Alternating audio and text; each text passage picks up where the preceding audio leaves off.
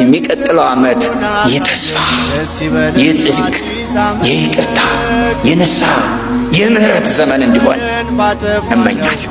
ከዩሮፕ ተመዞ የመጣው ፌሚኒዝም ዛሬ ሴቷ ውሻ የማግባት ሁሉ መብት አላት። እስከዛ ድረስ መሄድ ይችላል። ካላነበብሽ አንበብ የኔ ቆንጆ። ኦርቶዶክሲያን ማስተካከል ያለብን 4 ነገሮች። አንደኛ ይሄ የቅዱስ ሚካኤል ስዕል ነው ብላችሁ ካሰባችሁ ተሳስታችኋል። ይሄ ስዕል ቤታችሁ ካለ በአፋጣኝ አውጥታችሁ በትክክለኛው በቅዱስ ሚካኤል ስዕል ተኩት። ቤተክርስቲያን የምትፈቅደው ይሄንን ስዕል ነው። እኔ መቅረታችን ምንስ ከፈልክ እስከ 9 ሰዓት አቆርዳቸው ነገር አልችልም። እስከ 9 ሰዓት ለምን አትችልም? አንተ ችግር ምንድነው? አልችልም። እንዴ ውሃ ቢጣል ማለት ያው ልጆቹ ካንተ ያነሱት አይደል የሚጾሙት? ካንተ ያነሱት አይደል እዛ የሚቆርቡት? እና ዛሬ ግን አልችልም። ዛሬ አልችልም። ወይ ነገ ወይ ተነገ ይሻላል። ያው ነው። ሰላም እንዴት ናችሁ? አማን ነው ወይ? ትንሽ ጠፍተን ነበረ፣ እንግዲህ ተመልሻለሁ። ለማንኛውም በዚህ ሳምንት እጅግ በጣም መነጋገሪያ የሆኑና እንዲሁም ደግሞ የተወሰነ ያስተምሩናል ተግሳጽም ይሆኑናል ብዬ ያሰብኳቸውን ሐሳቦች ሰብሰብ አድርጌ ይዤላችሁ መጥቻለሁ። እስከ ቪዲዮ ፍጻሜ ድረስ አብራችሁ እንድትቆዩ እየጋበዝኳችሁ በቀጥታ ወደ ቪዲዮ እንሄዳለን። እንግዲህ ከሳምንቱ በጣም አንድ አስደሳች የሆነ አንድ ቪዲዮ አይቻለሁ። ይህ ደግሞ ተስፋ ነው። አንድ አባት ያስተማሩት ትምህርት ላይ እስኪ እንስማ። የሚቀጥለው ዓመት የተስፋ የጽድቅ የይቅርታ የንስሐ የምህረት ዘመን እንዲሆን እመኛለሁ። ይሄ ነው አዲሱ ዘመን እንዲሆንልኝ የምፈልገው። አዲሱ ዘመን እንዲሆንልኝ የምፈልገው ካሁን በኋላ በኢትዮጵያ እናቶች እንዲያለቅሱ አልፈልግም። ካሁን በኋላ ያለ ዕድሜያቸው እግራቸው ተቆርጦ አይናቸው ፈርጦ እጃቸው ተቆርጦ በጦርነት ዳሽቀው መከራ የሚያው ወጣት አንፈልግም። አምላካችን ያን ያስወግድልን። ካሁን በኋላ ልጇ መሞት አለመሞቱን የምትጠብቅ መርዶ የምትጠብቅ እናት በኢትዮጵያ እንድትኖር አያስፈልገንም። አምላካችን ያንን ያስወግድ። ያ ደግሞ የሚሆነው እኛ እግዚአብሔርን ስናስቀድም ነው። ቃልዎት ያሰማልን ብለናል። እጅግ በጣም ገራሚ የሆነ ትምህርት ነበረ የሰጡት። በጣም ተስፋ የሚሰጥ የተወሰነች ሐሳቧ ነው ቆርጠን ያሳየናችሁ። ለማንኛውም ግን እነዚህ አባት እንግዲህ ብፁዕ አቡነ ጴጥሮስ ይባላሉ። አሜሪካን ሀገር የሚኖሩ ጥሩ አባት ናቸው። በተስፋ የሚሆን ትምህርት ነው ያስተማሩት። እናም እግዚአብሔር አምላክ ረድቶን እንዲሁ አዲስ ዘመናችን ልክ እሳቸው እንዳሉት ያድርግልን ብለናል። በእውነቱ ልክ የሃይማኖት አባቶች ጥሩ ተስፋ እንደሚመኙትና ጥሩ ነገር እንደሚያደርጉት ሁሉ መንግስትን በዚህ መልኩ ቢሆንልንና ሪያሊቲው እንደዛ ቢሆንልን እጅግ በጣም ደስተኛ ነው ነበረ። ለማንኛውም እስኪ ወደ ሌላ ቪዲዮ ስናመራ ከሰሞኑ በጣም የገረመኝ ደግሞ አንድ ሚኪ የሚባል ወንድማችን ያስተማረው ኦርቶዶክሳውያን ማድረግ የሌለባቸው 4 ነገሮች እነዚህ ናቸው ይለናል። እንስማ። ኦርቶዶክሲያን ማስተካከል ያለብን 4 ነገሮች። አንደኛ ይሄ የቅዱስ ሚካኤል ስዕል ነው ብላችሁ ካሰባችሁ ተሳስታችኋል። ይሄ ስዕል ቤታችሁ ካለ በአፋጣኝ አውጥታችሁ በትክክለኛው በቅዱስ ሚካኤል ስዕል ተኩት። ቤተክርስቲያን የምትፈቅደው ይሄንን ስዕል ነው። ሁለተኛ ስዕል አድኖ አይባልም፣ ስዕልም አያድንም። ቅዱሳን ስዕላት በሚል ይስተካከል። በአፋጣኝ ቅዱሳን ስዕላት አገልግሎታቸው ጸሎት ስናደርግ ሐሳባችንን እንዲሰበስቡ እንደ መማሪያነት ነው የሚጠቅሙት። ስዕል አድኖ አይባልም። ከዚህ በኋላ ቅዱሳን ስዕላት በሚል ይስተካከል። ሶስተኛ ተክልዬ፣ ገብርዬ፣ ሚካኤልዬ እያላችሁ ቅዱሳንን መላእክትን አታቆላምጡ። ቅዱስ ሚካኤል፣ ቅዱስ ገብርኤል፣ ጻድቁ አባታችን አቡነ ተክለ ሃይማኖት እያላችሁ በክብር ስማቸው ጥሯቸው። የቆሎ ጓደኛችሁ አታድርጓቸው። መስተካከል አለበት።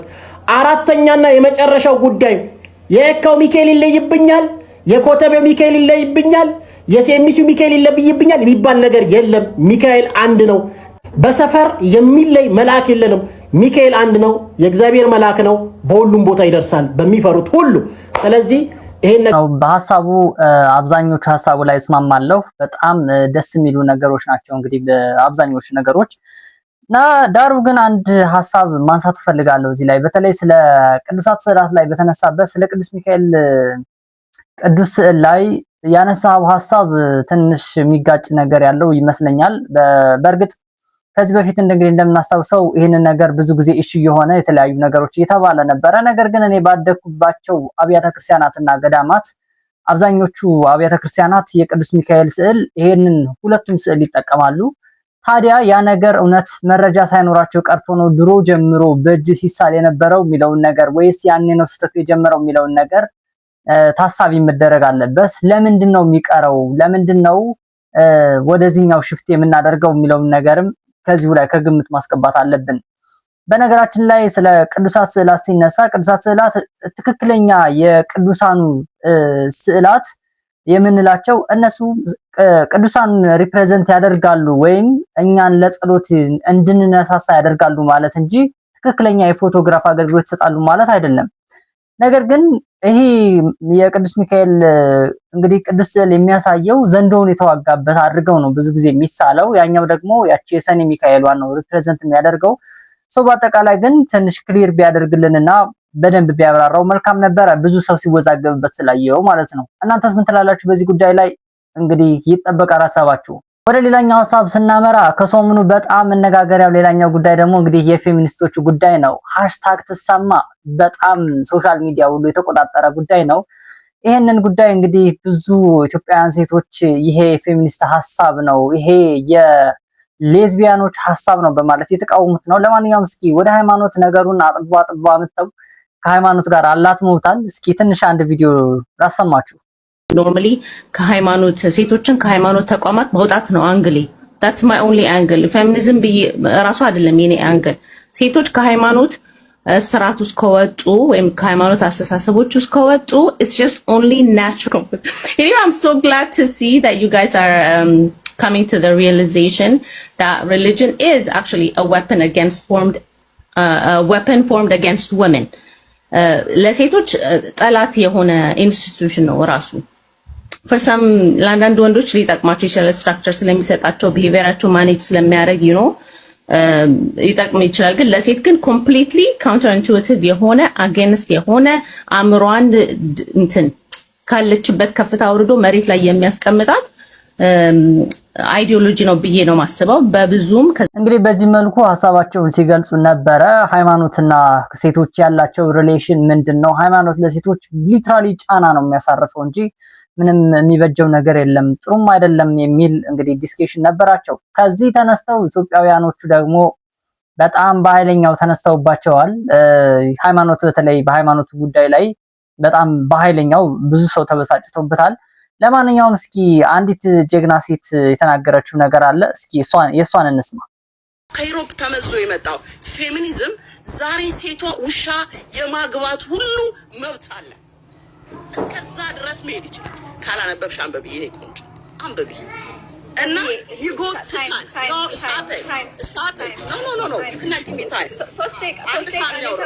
በመጀመሪያ ደረጃ ወንድና ሴት ለውድድር መቅረብም የለባቸውም።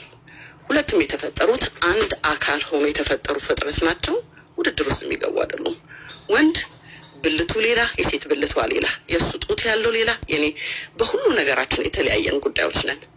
እኔ ለሱ ረዳት፣ እሱ ለኔ ረዳት፣ እኔ ለሱ ልጠቅመው፣ እሱ ለኔ ሊጠቅመኝ፣ ሃርመኒ ሆነን እንድንኖር የተፈጠረን ፍጥረት ነን።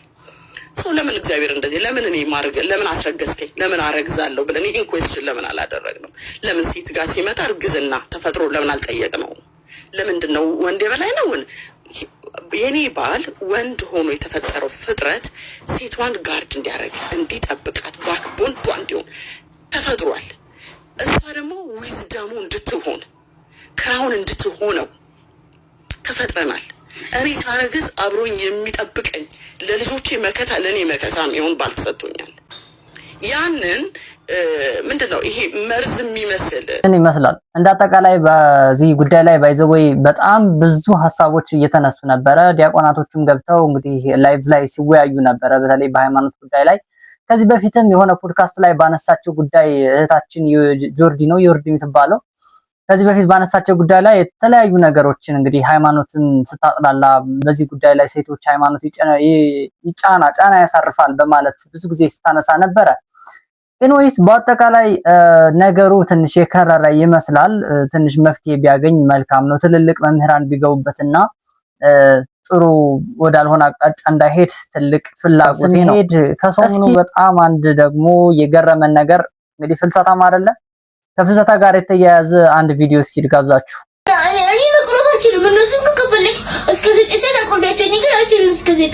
ለምን አችልም? አንተ ችግር ምንድን ነው? አልችልም እንዴ ውሃ ቢጠማኝስ? ያው ልጆቹ ካንተ ያነሱት አይደል የሚጾሙት? ካንተ ያነሱት አይደል እዛ የሚቆርቡት? ምንድነው ነገሩ? እስኪ ትንሽ እንየው። እንግዲህ ልጁ ትቆርባለህ ታስቀድሳለህ ተብሎ በእናቱ ትዕዛዝ ይወጣበታል እና መጾም አልችልም እንደገና ደግሞ ውሃ ይጠማኛል እያለ የተለያዩ ምክንያቶችን ይደረድራል። እስኪ ቪዲዮ እስከ መጨረሻው እንስማው ለማለት እና ዛሬ ቀናችን ወይ ነገ ወይ ተነገ ይሻላል። ያው ነው ከነገ ወዲያ ቢርብህስ? አይርቢ። ዛሬ እንዴት ነው አንተ የተራብከው? ጧት እንደዚህ እየራበኝ ነበር። ከዛ ጸጉሬን እየላጠኝ ዝጎኝ እናንተ ጸጥ ብያችሁ ነው እንጂ ልበላ ፈልጋለሁ። እንዴ ጠዋት ተነስተህ እና እኔ እኮ 9 ሰዓት ቢሆን እኮ 9 ሰዓት እስከ 3 ሰዓት ቢሆን እራሱ እኮ እጾማለሁ፣ ግን እስከ 9 ሰዓት ግን አልጾምም። ለምን አልችልም? አሁን እኔ ለምሳሌ ስለለመድኩኝ በልዬ ጠዋት ቁርስ ቢ ብትለኝ አልበላም። ለምን ጨጓራዬ ለምዷል ጠዋት ማለት ነው። ለምን እኔ ግን አላለመደም። ልጁ የዋዛ አይደለም ባይዘው መልስ ላይ ጎበዝ ነው። ለማንኛውም ግን በዚህ ጉዳይ ላይ ትኩረት አድርጌ መናገር የሚፈልገው ነገር ቤተክርስቲያን ልጆች እንዲጾሙ እንዲለማመዱ ምናምን ትፈልጋለች። እውነት ነው፣ ያው ስርዓቱን ተከትለው እንዲሄዱ ይፈልጋል። ዳሩ ግን እንደዚህ በጣም በኃይለኛው የመብላት ፍላጎት ኑሯቸው እንደዚህ እያለቀሱ ግን መከልከል ጥሩ አይደለም ብዬ ነው ማምነው። ቢያንስ ይሄ ልጅ ለማቁረብ ግዴታ እስከ 9 ሰዓት መቆየት የለበትም። ቅዳሜም እሁድም ያው ለህፃናት ተብሎ የተዘጋጀ ቅዳሴ ስላለ ሰው በዛ ሰዓት ማቁረብ ይቻላል። ግን ልጁ ስናየው ከአንዳንድ ህፃናት ትንሽ እድሜው ከፍ ያለ ይመስላል። ግን የሚያመው ከሆነ ሪል ከሆነ ያው ብዙ ባትጫነው መልካም ነው። ልጆች ወደውት እኛ የምናደርገውን ነገር ወደውት ሲያደርጉት ነው ደስ የሚለውና በግዴታ ባናደርግ መልካም ነው። ለምሳሌ ይሄ ልጅ በቀላሉ እኔ ብሆን ወላጁ እኔ ብሆን በቀላሉ እንዴት ማድረግ እችላለሁ የሚለውን ነገር ማሰብ ነው። 9 ሰዓት ላይ ጾመህ ወደ 9 ሰዓት ላይ የሆነ ነገር ጋብዝሃለሁ ብትለው በእርግጠኝነት ይጾማል ይሄ ልጅ ማለት ነው። ግን በእልህና በጣም በኃይለኛው ጫና በማሳረፍ ምናምን ትክክል አይደለም። ብዙ ሰዎች በዚህ ጉዳይ ላይ እንግዲህ የተለያየ ነገር ሲሉ ነበረ። ባይዘወይ ህፃናት እኛን ነው የሚመለከቱ፣ እኛ የምናደርገውን ነገር ነው የሚመለከቱት። ቀስ እያሉ ወደኛ መምጣታቸው የማይቀር ጉዳይ ነው። ብቻ እኛ ፐርፌክት እንሆን፣ ብቻ እኛ የምናስቀድስ እንሆን። ለማንኛውም በጣም ትንሽ ፈገግ የሚያስብልም ነበረ ሶሙንኛው። አፈሳው ይላል። አፈሳው ሌላኛው ጉዳይ ነው። እንግዲህ ሶሙን ወንዶቻችን ቀሚስ እየለበሱ ነው። እስኪ አንድ ቪዲዮ ልጋብዛችሁ ከአፈሳ ጋር ተያይዞ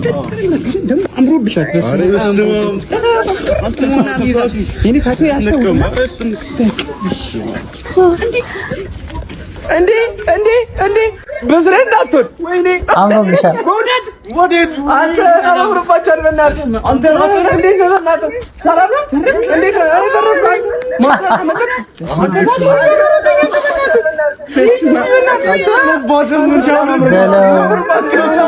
እንዴ ሰላም አባባላቸው ሁሉ ይለያል ጋይስ። በጣም አፈሳ ተጀምሯል።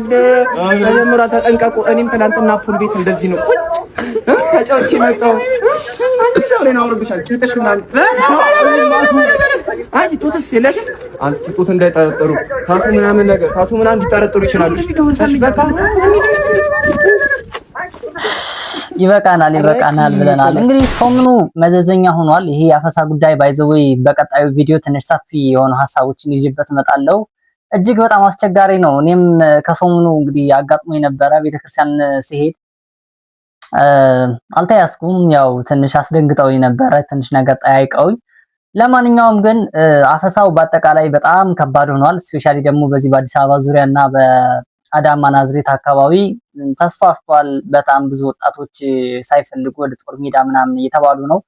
ይሄ ጉዳይ እንግዲህ የሚመለከተው አካል ነው የሚመለከተው። እኛ ባይዘው ጦርነት በጣም ነው የምጠላው እኔ ማለት ነው። ጦርነት ይሄ ፈሪነት ምናምን ሳይሆን እጅግ በጣም አውዳሚ ስለሆነ ማለት ነው። እኛ ልንኖር እና እግዚአብሔር ልናገለግል ሀገራችን ህዝባችን በሰላማዊ መንገድ ልናገለግል ተፈጠርን እንጂ እዚህ ሂደን ልንዋጋ፣ በተለይ ደግሞ ኢንተርናል ጦርነት ሲሆን ማለት ነው የሀገር ውስጥ ጦርነት የእርስ በርስ ጦርነት ሲሆን በጣም ነው የሚደብረው። የፍርሃትና የድፍረት መለኪያም አይደለም። በዚህ ልክ ሰው አንደርስታንድ ማድረግ አለበት። ብዙ ወጣቶች ያው ድምጻችን ይሰማ እያሉ ነው። በዚሁ አጋጣሚ ድምጻችን አሰምተናል። ከቡሄ ጋር የተያያዘ ሌላ ቪዲዮ እንመልከት። የመጨረሻ ቪዲዮአችን ነው።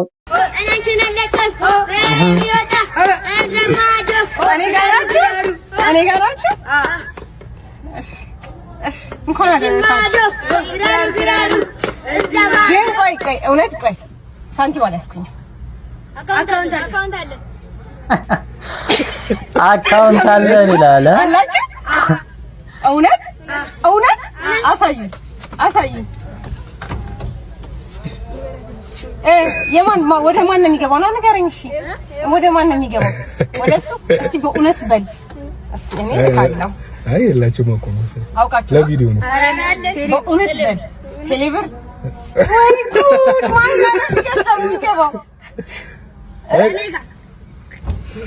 እንግዲህ በዚህ ተፋተዋታል ማለት ነው። ቴሌብር 200 ብር ምናምን ትልክላቸዋለች። ከዛ መስቀል ወደ ተስተው ይሄዳሉ ልጆቹ። ለማንኛውም ግን እዚህ ጋር ማየት የሚፈልገው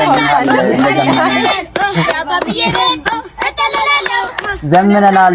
እውነት ለመናገር አሁን ላይ እናቶች ራሱ ሲያማርሩ እየሰማሁ ነበረ ባለፈው ማለት ነው። እንደ ድሮ መስሉን ዳቦ አዘጋጅተን ምናምን ሲመጡ ዳቦ ስንሰጣቸው እንዴ ማዘር ምንድነው ይሄ ዳቦ ምን ይሰራልናል ምናምን ሳንቲሟ ብሯ ላይ ነው እንጂ ምናምን እያሉ ሲያሟቸው ነበረ። ኤንዌስ ግን ከጊዜ ወደ ጊዜ ያው ግዴታ ነው ነገሮችን አፕዴት ማድረጋቸው የማይቀር ጉዳይ ነው። ሁሌም ዳቦ በዳቦ መሸኘት ከባድ ነው ህፃናቶቹ ምናምን። ስለዚህ የተወሰነ ብር መላክ ይኖርባችኋል። ያ ግዴታ ነው። ደግሞ መዘመን አለባቸው። ካሽ ካልያዛችሁ ቴሌብር ማስገባት አለባችሁ። ስለዚህ ለዛ ነው አትፍረዱባቸው ብዙ እንላለን። ለማንኛውም እስከ ቪዲዮ ፍጻሜ ድረስ ከቆያችሁ እጅግ አድርጌ አመሰግናለሁ። ከቆያችሁ ያልቀረ ግን ከፕሮፋይሉ አጠገብ ሰብስክራይብ የምትል በተን አለች። እሷን በመጫን ቤተሰብ ሁኑ። ይህ ቻናል በዋናነት አዲስ ቻናል ነው። ቅርብ ጊዜ ነው የተከፈተው።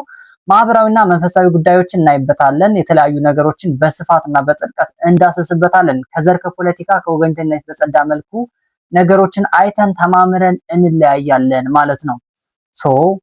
በሌላ ቪዲዮ እስክንገናኝ ድረስ ቸር ሰንብቱ፣ ቸር ቆዩ። መድኃኔዓለም ከፊት ይቅደምላችሁ ብለናል። እናመሰግናለን።